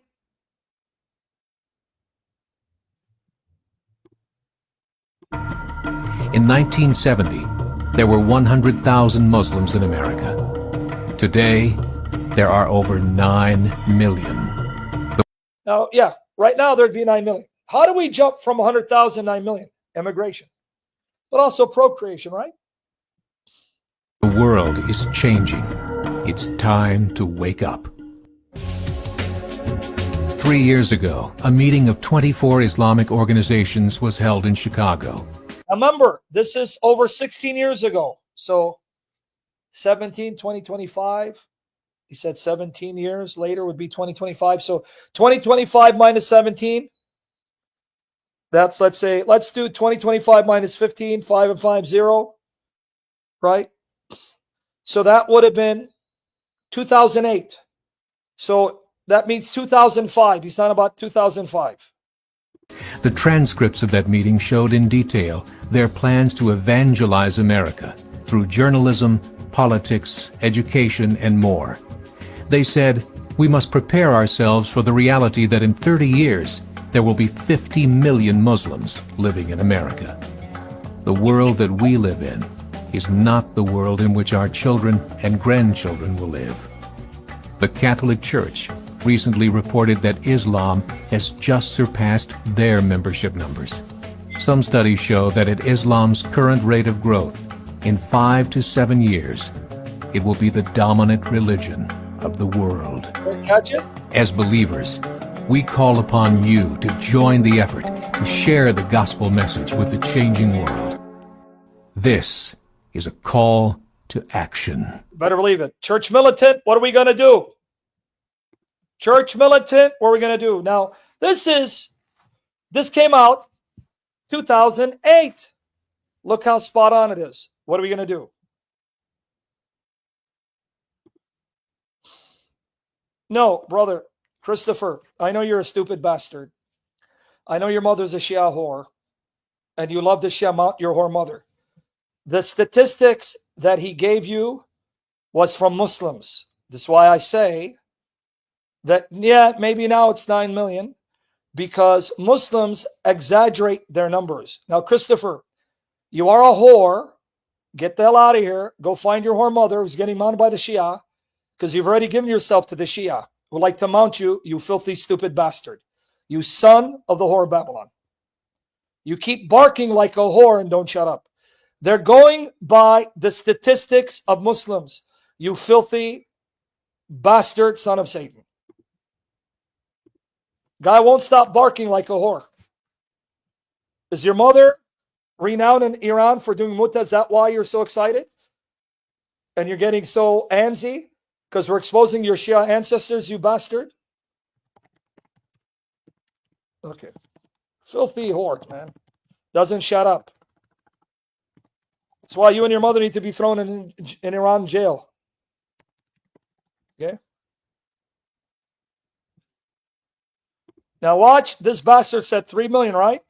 Even here, it says 4.445. In 2008, Muslims were saying there were 6 to 7 million Muslims in America. You dumb bastard. They're going by statistics given by Muslims, which we know they exaggerate. You son of Satan. Estimated Muslim growth in the U.S. is around 4.4 million population. Around 1% of total, and you said 3.3. Shows you don't know math because you're stupider than the Shia who fathered you. This number has been growing, with projections suggesting an increase to 8.1 million by 2050. Stupid, huh? Guy won't stop barking like his mother. I hope now you feel stupid, you son of Satan. Pit on your ancestry. Back in 2000s, we used to be told by Muslims there are 6 to 7 million Muslims in America. We knew they're exaggerating, but that's what they're saying. They're going by what the Muslims say. Filthy prostitute. You're more upset that they didn't get the numbers right than the reality that Islam is spreading. No respect to prostitutes, they're better than you. Right? Right?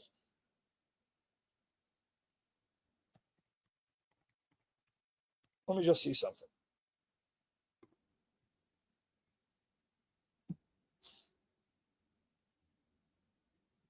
Not voter. They're going by voters. We're not talking about voters, dude. Not voters. Yep. Anyway. Guy won't shut up. You notice this prostitute wouldn't shut up? No matter why, I get angry. Stupid bastard. Bastards are better than you.